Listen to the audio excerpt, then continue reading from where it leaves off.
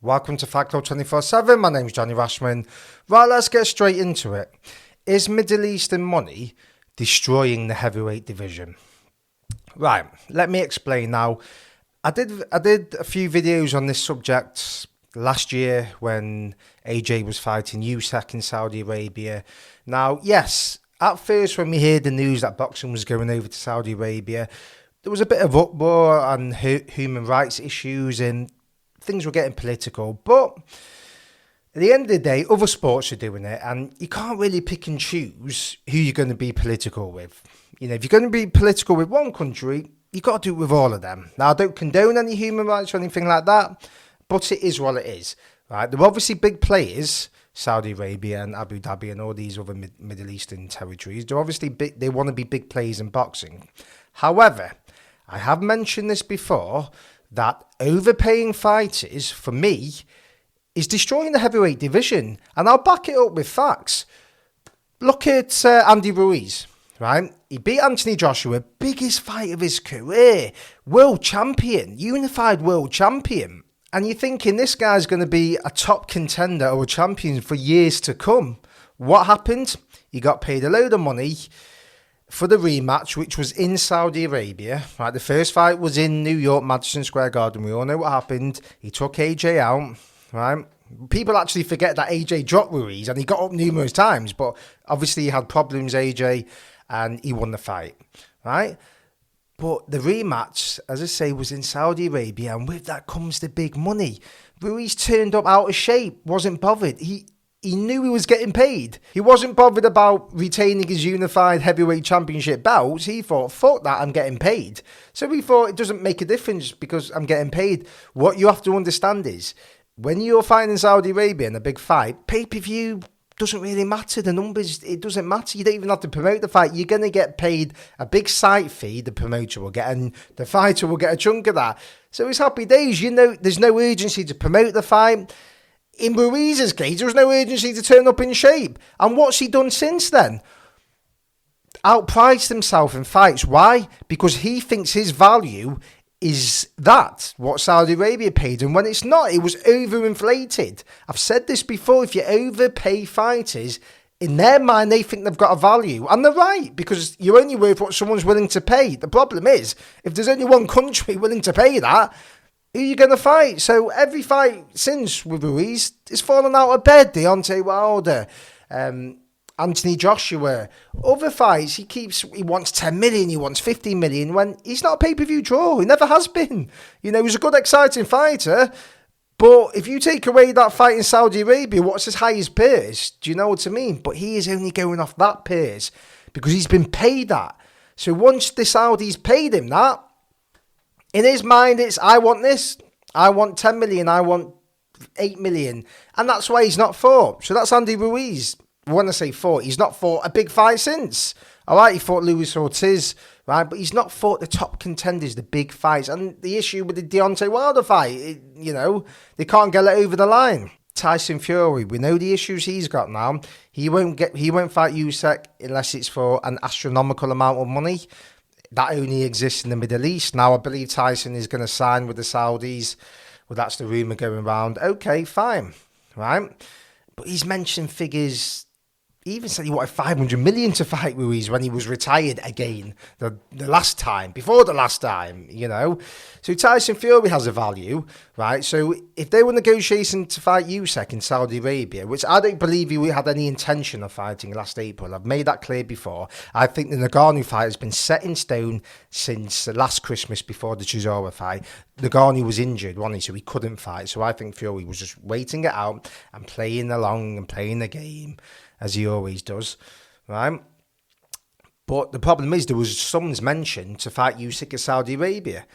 He's not going to fight him at Wembley for 40 million, even though that's massive money, if he's been offered 100 million, right? So that's why that fight can't get over the line, you know? So it's caused problems there.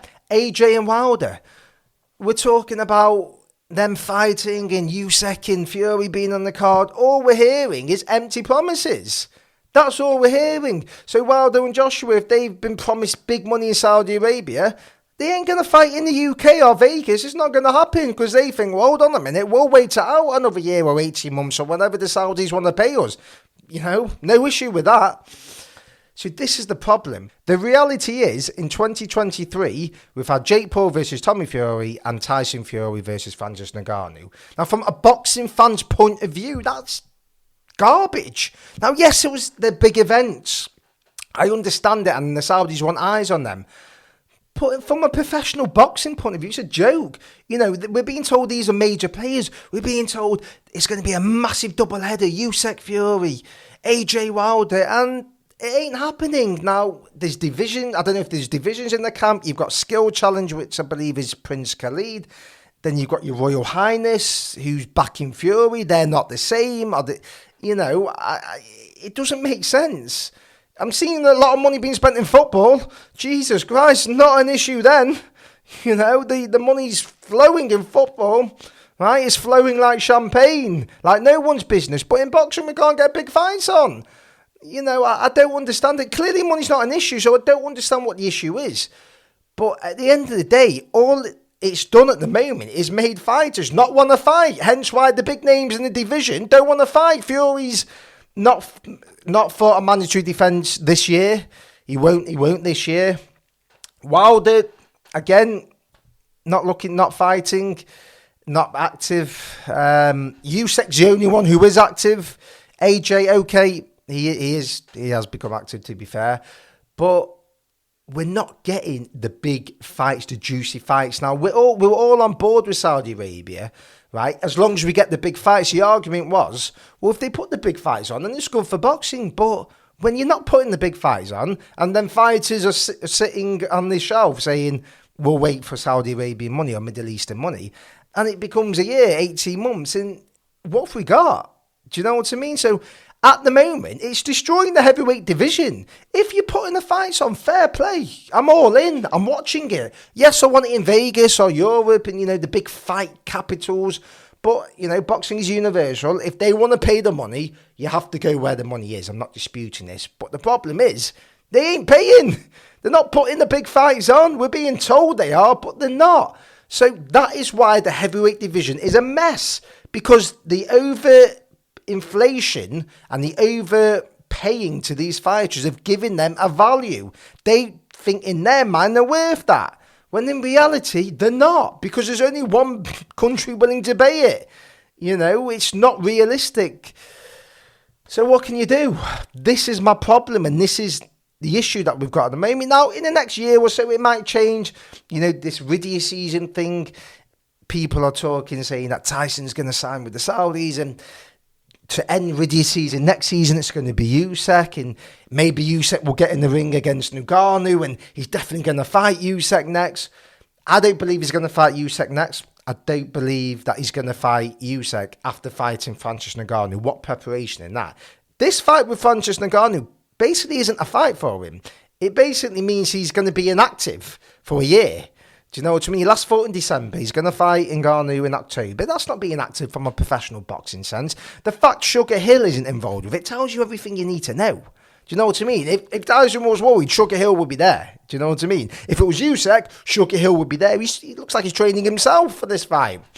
So I don't believe he's going to fight Usyk next. I think the best case scenario is they get Usyk in the ring, or they announce that Tyson signed with them and they've agreed a deal with Usyk for next year, and Usyk can fulfill his mandatories and so can Tyson, or we can have a fight in the interim, and then it's agreed for next year. I do not believe it's going to happen next.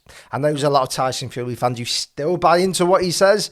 As I say, I'm always a fan of his. I'm a big fan, but the last few months, I will call it how it is. And I'm not just because I'm a fan of someone, I'm not going to put up with the nonsense. And the fact is, at this present, he doesn't want to fight with Usyk. He can keep making excuses and making excuses and making excuses. It's a nonsense, right? I hope I'm wrong. I hope it is next, but I can't see it.